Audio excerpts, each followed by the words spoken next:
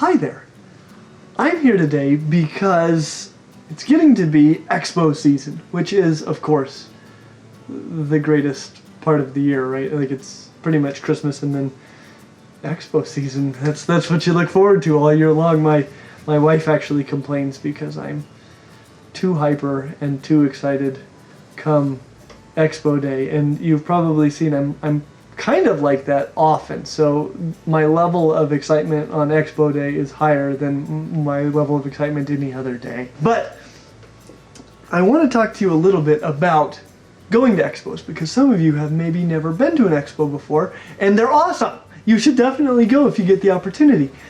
But I think there are a couple of little mistakes that people can make, but a couple of really important great things about expos that you should be ready for. And after we talk about this, I want to show you what I got at the last expo I went to. I can tell you the great things about expos.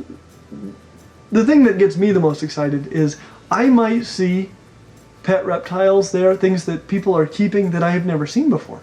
There's a wide diversity of things. There are going to be a lot of common reptiles, a lot of the reptiles that we've covered on our other videos. You're going to see them there because people are breeding them, people want to buy them. These are the things that people get at expos, and so it makes sense that you're going to see a lot of them, but you will also see things that you've probably never seen before, things that even I've never seen before.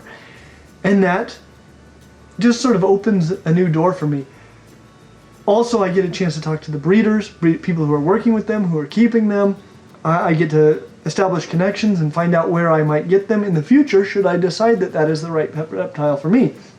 But I want to talk to you about something to be aware of, which is it's not a good idea to make an impulse buy when you go to the expo. You guys watch this channel because you guys are studying and researching and wanting to know what the right pet reptile is for you, and that's the way that you should do it. And at the expo, you can talk to the people who keep them, talk to the breeders, and get some feel for it, but you probably should do more research than that. And so what my recommendation would be to do is to not buy it that day. Maybe get their information so you know where you can get it when you decide for sure that's the reptile that you want to get. But don't buy it right then unless you came to the expo with that in mind. And that's what I always do. When I go to an expo, I'll have a list of things that I'm looking for, that I'm interested in buying. And I'm not going to buy everything on that list, but I want to see what's there and what looks really good and what things have been kept very well and they're very healthy, and I have a good relationship with that breeder, so I feel confident that that animal is healthy and comes from a good place. But I don't want to buy anything on an impulse, so I want to show you what I came to the expo to buy last time and what I got. So this is the first thing that I got at the expo, the thing that I knew I had to get if they had one. And they don't always have these at the expos, but this is Gimli. You guys have already seen my other European legless lizard, which is Legolas. So, of course, my second one needed to be Gimli, and I picked Gimli. They are such silly goose. Okay, simmer down. That was a good death roll. These are my favorite. I love these creatures, but they are not the best for handling. They're decent. For a legless lizard, they're fantastic. Mine are pretty good for legless lizards, but I'm still working with them. But I enjoyed Legolas so much, and he's so useful when I teach people about reptiles that I want to bring him every time I go to talk about reptiles. And that's a lot of stress maybe for one lizard, so I knew I needed a second one. And so I got Gimli, and Gimli, I'm not sure, honestly, if Gimli is a male or a female. Her head is a little bit narrower than Legolas's head, and so I think there's a chance that she's a female, but just absolutely incredible to watch and interact with. I love my legless lizards more than I ever thought I would, and so now I have two. That's the first thing I got at the expo, but it wasn't the only thing. I got two things at this expo, and I want to show you the second thing now. This is the second thing that I got at the expo.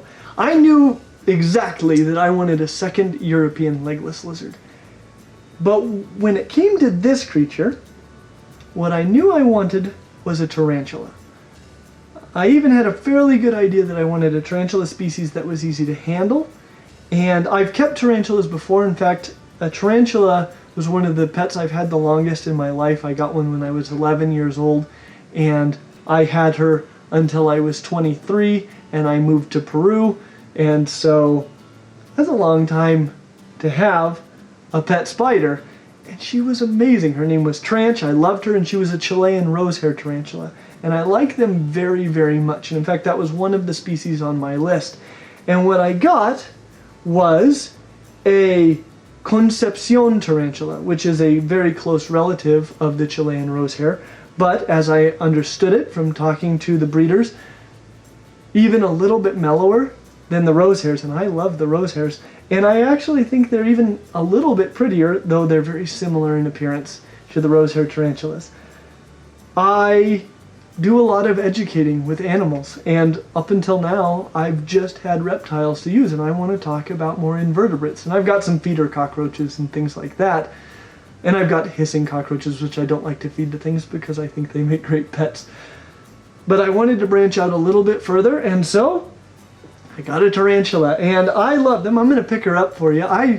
I'll be honest with you. I love spiders and I love tarantulas, but for some reason they make me a little bit nervous. And I think it's because their fangs are right there on the bottom. Wow! I told you they make me nervous. But their fangs are right there on the bottom. And so it can be a little bit more difficult to tell what they're up to. But these Concepcion tarantulas are very, very nice. I'm thrilled that I got her. Come on, will you walk onto my hand?